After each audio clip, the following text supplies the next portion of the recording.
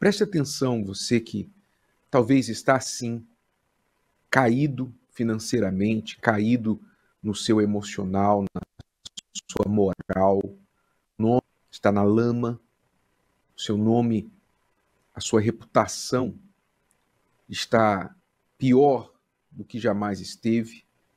Você que está arruinado emocionalmente, caído em depressão, você que está caído profissionalmente, você já esteve no topo da montanha, hoje você está debaixo do vale.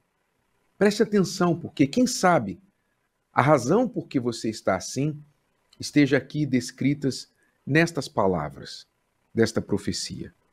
Deus falou a este povo que estava arruinado e caído.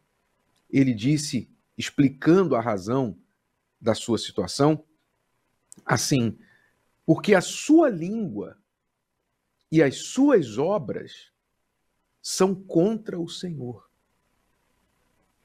Ou seja, o povo estava caído e arruinado porque a sua língua, o que eles falavam e aquilo que eles faziam era contra o Senhor. Naturalmente, quando a pessoa faz isso, a princípio ela não faz conscientemente.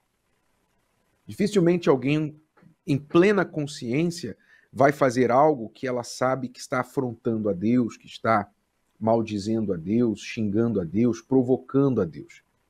Dificilmente. A pessoa simplesmente ela vai por um caminho que ela pega um embalo daquele caminho, aquela forma de viver, aquele objetivo, o alvo de vida, que quando ela menos percebe, ela já está em plena posição adversarial contra Deus. Ela não se dá conta disso. Mas quando ela dá uma olhada, ela vê que realmente ela está nesta posição. A sua língua e as suas obras são contra o Senhor. Como assim? O que as pessoas podem fazer com a língua contra o Senhor? É muito comum você ouvir pessoas falando, não sei por que Deus não me ouve, porque Deus permitiu isso, aquilo acontecer. É muito comum você ouvir pessoas que, quando chegam na desgraça, elas começam a colocar na conta de Deus aquilo que lhes aconteceu. E isso é uma forma de falar contra o Senhor. Mas não é só isso. Não é só você atribuir a Deus a razão das suas desgraças. Quando você nega a palavra de Deus, quando você vai contra aquilo que Deus disse, você também está falando contra o Senhor. Então, por exemplo, vou dar só um exemplo. Quando você fala assim, casamento é uma instituição falida, o que você está falando? Você está falando contra uma instituição criada por Deus. Você está falando contra Deus. Porque quem criou o casamento foi Deus. Não foi homem, não foi país, não foi governo, governador. Não foi ninguém, foi ele que criou. Quando você fala homem é tudo igual, mulher é tudo igual, você está falando de quem? Você está falando do Criador. Você está indo contra as obras de Deus. Então as pessoas, sem ter consciência, vão provocando, vão falando, vão maldizendo as obras de Deus, maldizendo as criações, a forma que Deus estabeleceu as coisas, os princípios e valores. Quando elas se levantam contra Deus, contra as coisas que ele criou. Quando a pessoa fala assim, perdoar, não, eu quero é me vingar. Você está falando contra Deus, porque ele que mandou perdoar. Ele disse, a vingança será minha, mas vocês têm que perdoar. E a pessoa fala, perdoar, eu não sou trouxa de perdoar. Quando a pessoa fala mal das ofertas e do dízimo, ela está falando mal de quem? Ela está falando mal de Deus, porque foi Deus que estabeleceu ofertas e dízimos. Você pode não gostar de alguma coisa, mas você tem que entender contra quem você está falando e contra quem você está se levantando. Porque isso vai somando. A Bíblia fala da medida da iniquidade, a medida dos pecados. A coisa vai enchendo, né? Vai chegando no limite. E isso aconteceu com esse povo que era o povo de Jerusalém, o povo de Judá. A sua língua e as suas obras são contra o Senhor. Então tem a língua, quer dizer, a pessoa que fala, ela não faz, mas ela fala, que é a mesma coisa que fazer. Palavras para Deus são fatos. Você sabia? Palavras para Deus são fatos. Pensamentos para Deus são fatos. Sim.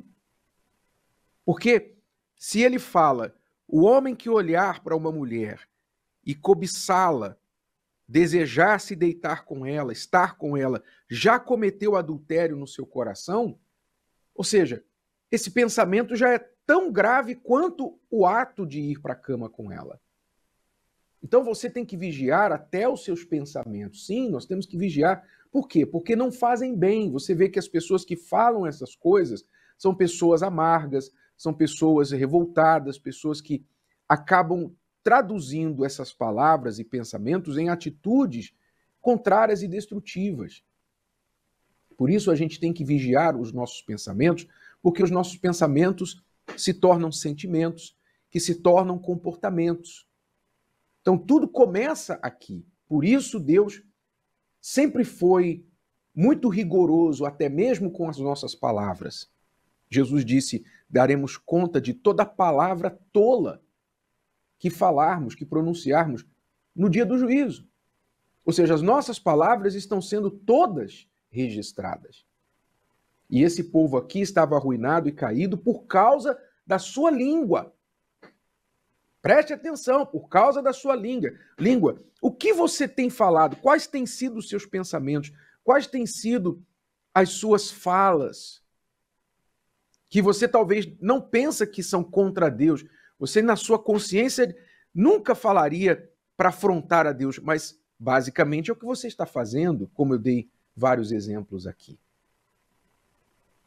Então, a sua língua e as suas obras são contra o Senhor. Então, não são só as falas, mas também as atitudes, o que a pessoa faz. Você sabe que o que você faz é o que você é, o que nós fazemos é o que nós somos. As nossas obras não mentem. A língua pode até mentir, falar uma coisa, mas aquilo que a gente faz não tem como enganar, é o que a gente é.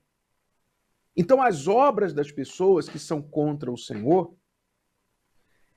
fala das atitudes, fala dos comportamentos que as pessoas têm que vão contra Deus, contra aquilo que ele determinou que a pessoa deve fazer.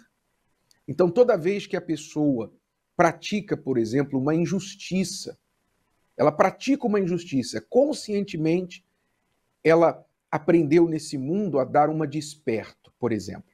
Eu lembro que meu pai falava para mim, quando criança, ele falava, olha, o mundo é dos espertos. Então eu cresci com essa ideia. Como muita gente no nosso país e no mundo, cresce já, os próprios pais já ensinam o errado, já ensinam o torto. E ele falava para mim, ó, o mundo é dos espertos. Ouvia falar isso muito. Quer dizer, na minha cabeça eu entendi o seguinte, eu tenho que ser mais esperto que o meu próximo. Se eu for mais esperto que ele, vou passá-lo para trás e vou ficar bem. Vou me sair bem, vou me dar bem. Quer dizer, é uma atitude de injustiça. Não importa se eu vou tirar de alguém, se eu vou roubar de alguém, se eu vou enganar alguém, se eu vou fazer algo injusto com alguém. O que importa é que eu me dê bem. E isso é o quê? É uma atitude, é uma obra contra o Senhor. Eu estou praticando a injustiça. Quando o governante toca no dinheiro do povo, nos impostos do povo, quando ele desvia as verbas, quando ele faz coisa errada, pensando em benefício próprio, roubando descaradamente o povo, o que ele está fazendo? Ele está fazendo algo contra o Senhor. O que ele pensa que vai acontecer com ele? Ele pensa, vou me dar bem, porque eu estou sendo esperto, ó, não tem como pegar, não tem prova nenhuma. Ele não tem prova diante da justiça dos homens. Mas Deus está vendo aquilo. Deus está vendo as obras dele, o que ele está fazendo, o que ele faz atrás de quatro paredes, o que ele faz atrás das portas, o que ele faz quando ninguém está olhando. Deus está vendo isso. Não é que Deus está nos vigiando, procurando uma oportunidade para achar algo errado. mas ele vê todas as coisas, ele vê o certo e o errado, ele vê o bem e o mal. Então as pessoas às vezes se perguntam, por que eu estou caído? Por que eu estou arruinado? Por que tudo que eu faço dá errado? Onde eu coloco a mão começa bem, depois termina mal. Eu ganho muito, mas também perco mais ainda. Por que a minha vida está assim? Então a palavra de Deus te chama para o quê? Te chama para você parar e olhar para as suas falas, o que você tem falado, pensado, que são contra Deus, e segundo, o que você tem feito, que é contra Ele.